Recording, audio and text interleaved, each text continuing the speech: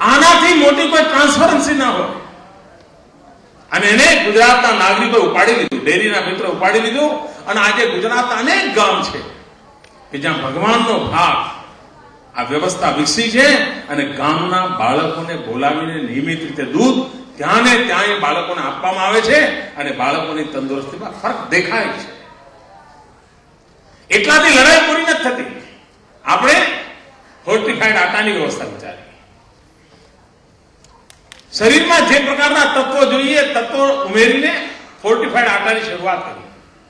અને મને યાદ છે 2-3 વર્ષ પહેલા જયારે પહેલી વાર ફોર્ટિફાઈડ આટાની શરૂઆત મેં કરી હતી ત્યારે જાત જાતના ભ્રમ ફેલાવવા માટેનું પાપી કામ કેટલાક લોકોએ કર્યું. પાપી કામ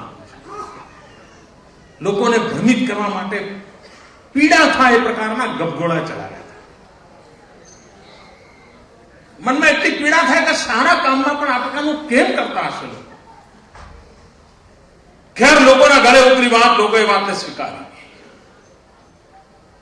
પછી વિચાર આવ્યો કે કઠોળ બધાને પાલવતું નથી. ઘણું કરીને ગુજરાતી માણસ શાકાહારી છે.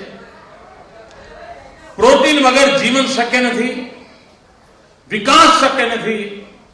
પ્રોટીન જીવન માટે બહુ અનિવાર્ય છે. આ પ્રોટીન મળે ક્યાંથી? અને વિજ્ઞાન સ્પષ્ટ કહે છે કે સોયાબીન સૌથી વધારે પ્રોટીન આપનારું હોય છે. આપણે ત્યાં ભાલના ઘઉં ખાવાનો રિવાજ છે. તમે જોયું હશે કોઈ પણ પરિવાર સહેજ એને શક્તિ હોય ને તો વિચાર કરે કે આપણે ભાલના ઘઉં ખરીદીને ભરી લઈએ. શા માટે ભાઈ? કોઈ સ્પેશિયલ પ્રકારનો ટેસ્ટ છે? તમે 3 પ્રકારના અલગ અલગ ઘઉંની રોટલી બનાવીને આપો ને કોઈને કહો કે ભાઈ ટેસ્ટ કરીને તું નક્કી કર કે આમાં ભાલના ઘઉં કયા છે, કોઈ શોધી નહીં શકે. છતાંય ભાલના ઘઉં ખાવા નહીં, પડાપડી થાય, મોંઘા પડે તો પણ લેવાનું. એનું કારણ શું? વિજ્ઞાન એમ કહે છે કે સામાન્ય રીતે જે ઘઉં હોય છે એમાં કાર્બન તત્વ વધારે હોય છે, પ્રોટીન તત્વ ઓછું હોય છે. માત્ર ભાલના ઘઉં એવા છે કે જેમાં આપણા પૂર્વજોએ કોઈ એવી જેનેટિક સિસ્ટમથી ડેવલપ કરેલા ઘઉં છે કે એમાં પ્રોટીન તત્વ વધારે હોય છે. ભાલના ઘઉંમાં પ્રોટીન એલિમેન્ટ વધારે હોવાના કારણે ભાલના ઘઉંની વિશેષતા થઈ છે. એનો અર્થ એ થયો કે માનવ પ્રોટીન મેળવવા માટે કેટલી મથામણ કરતો હતો એનું જીવતું જાગતું ઉદાહરણ દરેક ઘર ભાલના ઘઉં ખાવા માટે પ્રેરાય છે એમાં રહેલું છે. તો શા માટે આપણે એવી વ્યવસ્થા ન કરી જેમાં સૌથી વધારે પ્રોટીન હોય એવી વ્યવસ્થા થાય? મિત્રો, એક જમાનો એવો હતો કે આ સોયાબીન તરફ કોઈ જોતું નહોતું. સોયાબીનની ખેતી કરવા કોઈ પ્રેરાતું નહોતું, કારણ એનું કોઈ માર્કેટ નહોતું. પણ પશ્ચિમની દુનિયામાં જે સોયાબીનની હોડ લાગી, હિન્દુસ્તાનમાંથી સોયાબીનના ભાવ ખેતરમાં બોલાવા લાગ્યા અને ખેતરમાંથી સીધું સોયાબીન એક્સપોર્ટ થવા લાગ્યું. આખી દુનિયામાં જયારે સોયાબીનનું દૂધ આવે, સોયાબીનનું બટર આવે, અને જે લોકો ચાઇનીઝ ફૂડ ખાવા લાગ્યા, કારણ ચાઇનીઝ ફૂડમાં મેક્સિમમ સોયાબીનની કોઈ કોઈ ચીજ હોય છે, તો લોકોને ધ્યાનમાં આવ્યું ભાઈ આ બધી બાબતમાં કઈ દમ છે. ચાઇનીઝ લોકો સૌથી વધારે નોનવેજ ખાવાવાળા હોવા છતાં એમને પ્રોટીન માટે સોયાબીન વધારે ઉપયોગી લાગ્યું અને ચાઇનીઝ ફૂડમાં સદીઓથી સોયાબીનનું તત્વ રહેલું છે. શા માટે આ સોયાબીન આપણા ગરીબ માનવીને મળે નહીં? અને મજા એવી છે કે આજે પણ સોયાબીનની વધારે ખેતી ટ્રાઇબલ વિસ્તારના ગરીબ કિસાનો કરે છે. આપણા દાહોદ જિલ્લામાં ભરપૂર પ્રમાણમાં સોયાબીનની ખેતી થાય છે. આ સોયાબીનના કારણે ગુજરાત તો ગરીબ ખેડૂત જે સોયાબીન પકવે છે એને એક મોટું બજાર મળવાનું છે, ખેડૂતનું પણ ભલું થવાનું છે. આપણે પતંગોત્સવ વખતે ફૂડ ફેસ્ટિવલ કરતા હોય છે, નવરાત્રિમાં ફૂડ ફેસ્ટિવલ કરતા હોય છે.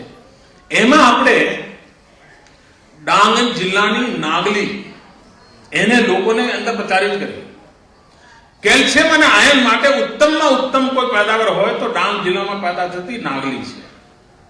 આ નાગલીના લાડુ બને, નાગલીના પાપડ બને, નાગલીના રોટલા બને અને એનું આપણે નવરાત્રી અને પતંગોત્સવના ફૂડ ફેસ્ટિવલની અંદર એનો પ્રચાર કરવા માંડ્યો, જેથી કરીને જે લોકોને આ પોસાય એમ છે, અને મારો ડાંગ જિલ્લાનો આદિવાસી જેને કશું કમાણી નથી થતી, આ મારા ડાંગ જિલ્લાના આદિવાસી પકડેલી નાગલી જો પ્રચારિત થાય તો સામાન્ય માનવીને પોષક આહાર મળે અને ડાંગ જિલ્લાના ખેડૂતને જીવન જીવવા માટે પૂરતા રૂપિયા મળે, એવું ઉત્તમ કામ થઈ શકે.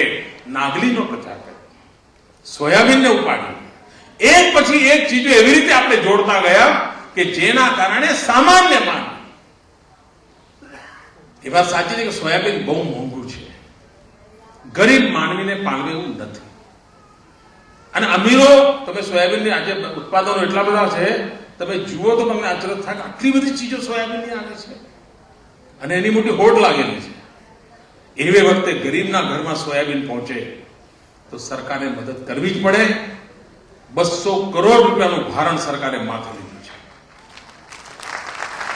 કારણ ગરીબના ઘરમાં પોષણયુક્ત આહાર પહોંચે. આના માટે સરકારને બીજી પણ અનેક વ્યવસ્થાઓ ઊભી કરવી પડી છે. નિર્ધારિત સમયમાં આટો એના રસોડા સુધી પહોંચેની વ્યવસ્થા નાનું કામ નથી, પણ અઘરામાં અઘરું કામ પણ એટલા માટે ઉપાડ્યું છે કે ગરીબના બાળકોને પૂરતો આહાર મળે, પોષણ મળે અને સ્વસ્થ સમાજના વિકાસ માટેનું કારણ બને.